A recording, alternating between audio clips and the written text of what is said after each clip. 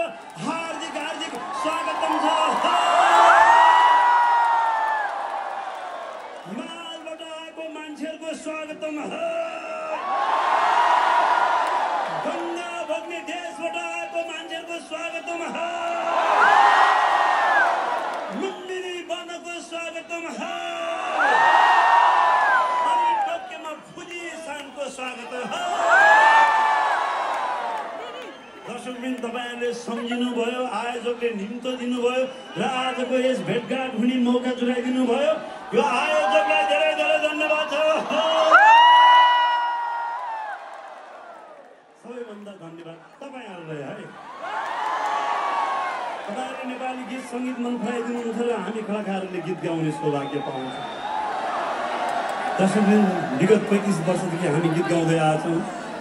ठुलाहरूको आशीर्वाद, समकालीनहरूको सद्भाव र साना भाइ बहिनीहरूको मायाले गर्दा हामी गीत गाउँदै आउनु पाएको छौँ। तपाईँहरूलाई फेरि एकपल्ट धन्यवाद छ। भोलिको बाला चतुर्दशी आजको दिनमा गाउँमा चाहिँ तोरण तार्नलाई मान्छेहरू रेडी भयो होला, भोलि खोलामा जानुलाई, गङ्गामा जानुलाई। हामी भोलि नेपाल सम्झेर यहीँ टोक्योमा रमाइलो गऱ्यौँ। आउनु सबै नेपथ्यको पहिलो एल्बमको पहिलो गाना सुन्नु।